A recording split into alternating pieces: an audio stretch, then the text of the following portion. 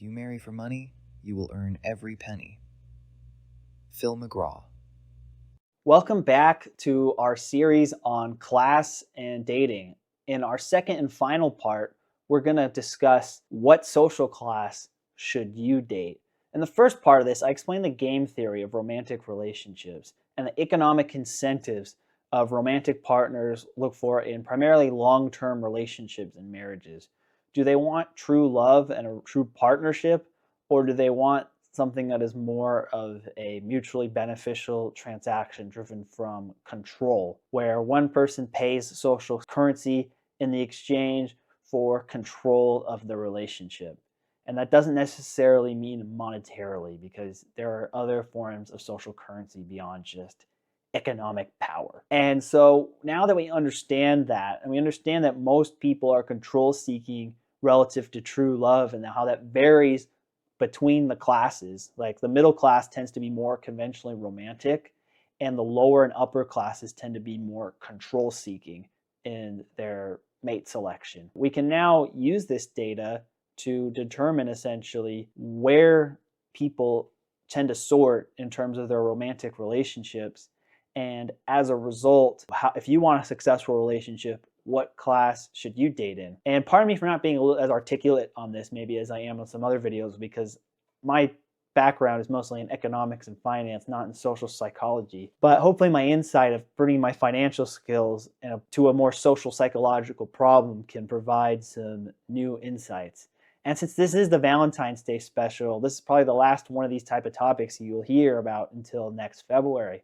However, if you want to ask me more further involved questions about this and or talk to me personally, you can either contact me directly through my consultation form, which will be in the pinned comment in the description, or you can see me at one of my Analyzing Finance with Nick tour meetups. We're going to be going across the East Coast throughout this winter and spring, and we are going to be starting with Scottsdale, Arizona on February 15th, so right after Valentine's Day, and then Miami in March 1st, and we're probably going into the Northeast in April. If you are interested, there will be also links below to sign up to register for the Floridian and Arizonan subscribers, or those who simply just want to get out of the cold. I look forward to seeing as many of you there possible.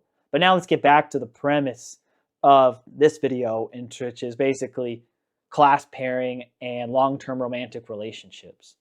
So there's a lot of academic research that shows that most people tend to date in their class. They call this term assortive mating, where people pick based off of their social backgrounds and commonalities.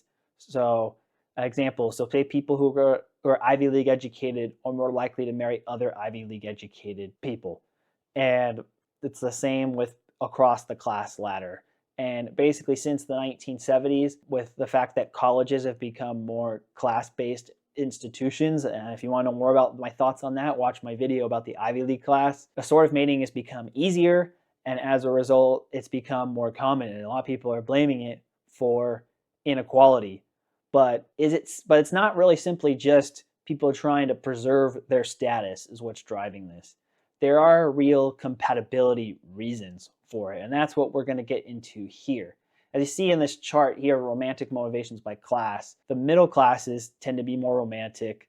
The very bottom class and the very top class are more control-seeking, and the professional classes and the precariat classes are a mix. Are you control-seeking, or are you a true romantic? Because if you are a true romantic, you are looking for something a lot differently than somebody who's more control seeking. And let's look at an example. Example would be just a middle class person. If you are a middle class person, and you're most likely to be a true romantic, because your social circle is likely other middle class people. And I'm using the true definition of middle class. Somebody who has a job that is tied to a single employer, but that job pays enough that not only they can get all their expenses taken care of, but they're able to save enough that they can have a fully paid off house and a comfortable retirement at a similar standard of living by age 65. So a lot less people are in the middle class than what is conventionally perceived to be. And if you want more details on that, I did a whole video about the American class hierarchy where I break down this chart in a more elaborate detail. But so because most of these people are in a similar background and they can't really gain that much, or they don't have that much to lose from dating people in their similar level, they can pick not more based on practical, financial, or status considerations, but more on just true compatibility. And that's why you see that middle class marriages tend to be the most successful. If you look at divorce rates, they tend to be higher among the elites, and they tend to be higher among the working classes and the underclasses if they even get married at all. Whereas the middle and the professional classes tend to have the longest lasting and happiest marriages. And I think part of that is driven by the true love component. I'm not going to cite every single study in the video verbally, but I will put citations in the description of this video to help look at the research on this. And interclass relationships up to a point can work, but beyond a certain level, they tend to fail for a variety of reasons. And the example was the middle class. They tend to be compatible with middle class, but the most compatible with their own. But it can work plus or minus one class above or below where you're currently at. So if you're a middle class person, you can have a successful relationship with a professional class person, whether institutional or an independent professional class. They probably have similar values to a certain degree. They're not wealthy enough that they can use their wealth as a means of control over you, and they're not dependent enough or poor enough that you can use your relative status to have control over them. So that's why it can work plus or minus. And same with the precariat class, because even a lot of the precariat class people grew up middle class, which makes it more compatible. Since the lines are not drawn, there's really no separation as you see here. It means these people kind of really do interact with each other. The one class that really can't date plus or minus one out is the establishment elite, but we'll get into that why later. And it doesn't just apply to middle class people. It applies also to like the other classes. Like let's look at the example of the independent professional class. Say if you're a self-employed entrepreneur whose business makes about $300,000 net after all their expenses, and you have several clients and don't have a single employer. You're not really middle class, but you're not like, the professional class can move one class any direction. So you can move diagonal and date an Ivy League class person. They can move to the left and date an institutional class, down for middle class, or up in the successful business class. However, they're going to have a much harder time with people more than one class away, because then there's a real imbalance, and not just in terms of finances, because the independent professional class and the precariat class may not be that far off in income, but they're very different in terms of the precariat class relative to the independent professional class is going to cause a lot of tension. And maybe the value basis of somebody in the working class is going to be very different from somebody in the professional classes. And that gap, just from a class and upbringing and value perspective, is going to be probably too big to fill if you're really trying to have a true romance-based partnership. And same with like the establishment elite. Like an independent professional class person who has to work hard for everything they earn all day and is not going to be able to relate to somebody of inherited wealth who, no matter what they do, is always going to be rich and comfortable. And the established elite person is like, why can't my spouse have time to do all the frivolities I can? Why can't they afford things that I find basic, like a private jet? There's going to be clashes there. So if you get too many classes apart, true love disappears, because it's either due to just the clashes, like values clashes, financial disparities, and or respect issues. People tend not to respect people, for better or worse. I'm not saying this is a good thing,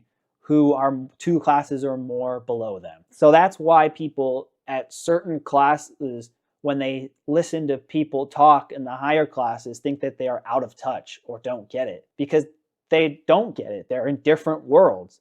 Somebody who's a successful business owner has a hard time relating with an underclass person dependent on the state. An establishment elite person has no way to relate to a middle class person who has to show up to work every day. And they feel like that if they're not at their level, that they just don't, they feel like there must be some sort of personal failing of why they're not there, or some, for more left-leaning people, there's some structural impediment that prevents them from getting there, and they're a pity case, not somebody to respect.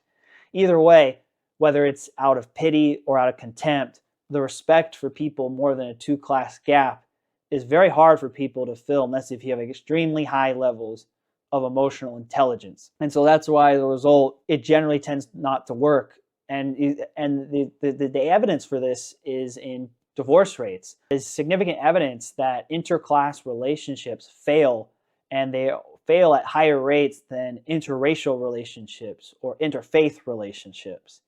And the reason why is because these class divides are often bigger and more of a problem than cultural or religious differences even. That's how extreme sometimes the class tension is, especially if both partners are supposedly intending on finding like a true life partner, which means they have to kind of relate. So that's assuming you want true love. A good analogy really to compare this to is the stages of life. There are various stages of life that people have, and it's very hard for people to relate to somebody who's at a different stage of life. And it's almost impossible for somebody to be compatible who's more than 2 stages of life apart. So say, for example, if you're a young professional, you're a 30-year-old single guy or gal looking for your future husband or wife, you are most likely to be compatible with another young professional. In this case, a young professional is somebody who is out of school but not yet married, but does not have any children. You're both younger people who want a family but haven't found the right person to have it yet. You could also date within plus or minus one rung on this ladder, one way or the other. Like a young professional, in theory, could date a college student. There will be issues with it, but it's possible. Like there's plenty of couples where you have a 22-year-old senior in college and like a 26-year-old young professional. It could go the other way too.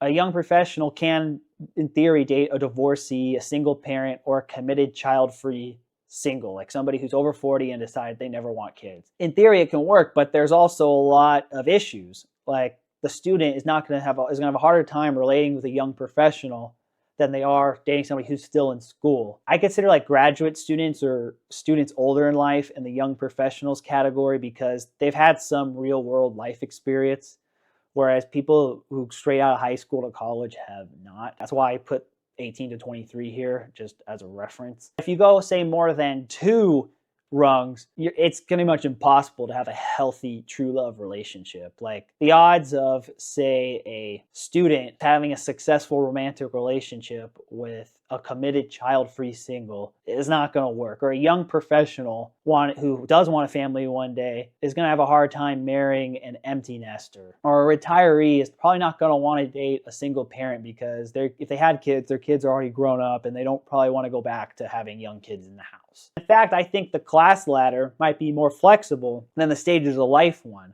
But this is the analogy, really, I'd say, to compare why the class ladder people are kind of restricted if they're looking for true partnership. However, if you're looking more for the control-seeking partnership, it's a very different strategy. If you are looking for more of a control partnership, your goal really is instead to try to find people at least 2 class levels below you. And the reason is because the person in the higher socioeconomic class has more leverage and they know it. And they can provide somebody a much better class and lifestyle, and that in exchange usually requires some sort of compliance or some sort of social currency being offered the other way. Say, for example, a very establishmentally wealthy guy wants to date somebody 30 or 40 years younger than him. That's kind of the trade. Or another example would be something like you want to date somebody who's never going to tell you you're wrong or never question your decisions or just never really challenge you in any way. That then it will do always everything you want on your schedule and with no compromise. If you want that kind of level of control, you want to date 2 classes level down because they'll have a reason to stay in control. You can see how this can lead to a lot of very unhealthy and toxic relationships, and that's why these interclass relationships tend to fail. The divorce rates are considerably higher for interclass relationships because a lot of them are more control-based, and people eventually may get tired of it and no longer want to be in a control relationship. Or maybe the class dynamic changes. Maybe the lower class partner moves up a class due to their education or other opportunities, and therefore they feel like they don't need to be put up, they don't need to accept being controlled by the higher class partner, and so they leave. Or the higher class partner drops due to economic misfortune, and therefore they do not have the same degree of control anymore and cannot get away with that. The establishment elite can really only try to find true love maybe within its own class or with the counter elite. And even then, a lot of those relationships are more control-based because not because of the more toxic forms of control, but more that they want the stability of being able to keep their relative status. So they marry within their own circles so that to make sure that the family fortune doesn't get diluted due to estate taxes, and also there's a level of trust too. Like, it's hard for people. That's the other reason why these interclass relationships don't work, because a lot of these people in the professional classes and above, and that's why they're more purple than the middle classes, because they know there might be ulterior motives. Like, if you don't want to worry about ulterior financial motives, you date in your own class, or status motives, because the counter elite may want to marry into the establishment elite, not because they need money, but because they want status. Like the example of the Rockefeller daughters. A lot of these American robber barons married their daughters into English nobility because they wanted the status of gentry, and they couldn't really buy that no matter how much money they had, so they had to marry into it. And that's kind of so that's why the establishment elite tends to even be more isolated, and they may not even trust the counter elite because of this dynamic at play. And they have the most extreme problem with this, because most people they interact with, and pretty much everybody in the lower classes than them, probably would want something out of them and would stand to materially or socially gain from marrying them. So it's very hard for them to trust people below. And it's the same thing with the professional classes to a lesser degree. The professional classes would have severe trust issues if they dated too much lower in the class, because they don't know if the people below really want them, or do they want just to be with them for money or status. And they know that money or status, especially if you're in the independent side, the right side of this pyramid, is very fickle. So if their business fortunes turn south, they have a real risk that their status-seeking, control-seeking partner is going to walk when times are bad. And so as a result, they're discouraged from dating too much lower if they want a true trusting partnership. If they just want control, then it's a different story. And speaking of this, I'm going to use an example of why a lot of these kind of relationships fail, and the control dynamic versus the true love dynamic, with the whole passport bro movement. The passport bro movement is really, a lot of people say, oh, Western women are too masculine, feminism is the root of the problem, so I need to go to a more economically disadvantaged country to find my true love. In practice, that doesn't really work out that way, because first of all, there's usually a big class gap, and these naive passport bros think, oh, I can use that class gap to convert my social currency at a higher exchange rate and be able to date a more attractive romantic partner, or somebody with better values. The true love-seeking passport bros think, oh, the values are better. But then they realize that a lot of these people who they're seeking are from much lower social class backgrounds than them, and they are not looking for true love. They are looking for control. And so that's why when they try to move back to their home country and have a true romantic relationship, it often fails, and the partner from the other country leaves because they're only there because they wanted the opportunity to move to the Western country. And the naive passport bro, or passport sister in some cases, is hoodwinked. Like, you watch 98 Fiancé for plenty of examples of this, because they're like, oh, I thought he or she truly loved me. No, it was they thought they were trying to have a control relationship, and they were using your class and your status in exchange for perceived love. And then, ironically, probably the control-seeking passport bros are more successful because they know the game they're getting into. They're offering social currency in exchange for their exchange of commitment, or getting a higher quality romantic partner than they would in a more even relationship. And so ironically, it's probably the control seekers who are the most successful at this. But why bother to do all that work just to find somebody who you can put in a control-seeking relationship? You can do a control-seeking relationship at home and have a mutually beneficial transaction instead of going to another country and dealing with all the cultural barriers and the logistical problems of such a thing. Unless if you have such low confidence in yourself that you feel like you need to go to another country because you need that class ladder to be much lower. So say, for example, you are a middle class and you want the control type relationship that's common among the elites. But if in your own country, you can't do that. Like, you're not going to go and find an underclass person to marry. That's very unlikely because you're not in the same circles as them. But instead, you could just go to another country where their middle class or their equivalent of their precariat class is on an economic scale the same as your home country's underclass in terms of relative wealth, absolute wealth. And so you can have that control dynamic without being high enough class to pull it off in your home country. I know that sounds kind of cynical, but I think that's a lot of the drivers going on.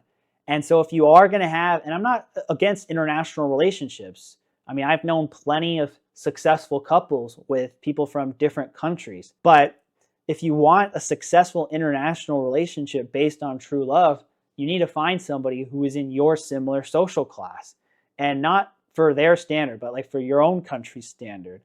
So like if you, for example, think that the values are particularly bad, or you just don't fit in your society, there's good points. Like if you are a conservative person living in San Francisco, or if you're a progressive person living in the deep South, you might have a hard time finding somebody of your values. Or if you are a Christian living in an Islamic country, or a Muslim person living in a predominantly Catholic country, like, yeah, there might be valid reasons for these kind of issues. But if you're going to go like to another region or another country, you should still do it within the plus or minus one class ladder, because you won't have relational issues. Like you'll have a similar enough upbringing and values outside of, in terms of the way your relationship is to money and economics and where you stand in society, that you can get along and you can lead to happy relationships. A lot of passport bros are not at the level in terms of their personal development or their economic standing that they can find somebody in a foreign country at their class level who will date them. And so they try to play the cheat code here. And you're going to have to put in the work if you want a true love relationship. Or the other way, you can just acknowledge that you want a control relationship and just accept what you're doing. Like the real get into trouble is where you have people who are seeking control relationships, but they delude themselves to believe that they want a true love relationship. Or on the other side, people get so jaded from too many bad experiences that they still deep down want a true love relationship, but they behave as if they are trying to have a control relationship. And that's what a lot of problems with a lot of like red pill dating advice is. It teaches people how to get control relationships, or how to try to change the balance of a relationship so that you can gain a little bit extra control. But if you're a true love seeking person using those tactics, you're going to end up with control seeking people who will hurt you in the long run, because that's what you're attracting by using control seeking strategies. And if you're a true love person dealing with a control seeking person, the control seeking person is going to take advantage of the kindness of your hearts. And that's what goes back to the whole prisoner's dilemma, true love control matrix we talked about in the last video. So overall, should you date in your own class? You don't have to, but just to be safe, and assuming you want a happy marriage and true love, you should go plus or minus one class. And if you want a more control-seeking relationship, then you should go at least 2 classes below you to maintain the equilibrium.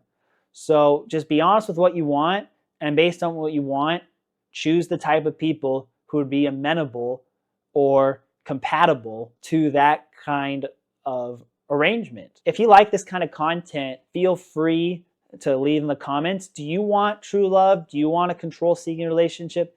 Do you know examples of interclass romantic relationships, particularly marriages, that have been successful? And if so, why do you think that's the case? And what are your thoughts on the whole passport bro movement? Am I too harsh on them? I'd love to hear about all of these in the discussion. And if you want to discuss more of these kind of topics, you can either contact me directly or come to one of my fan meetups, because this will be the wrap of the Valentine's Day special until next February. Thank you guys for watching. Hopefully this is the start of a more lively discussion and provide a little bit more of a different perspective to the whole dating discussion.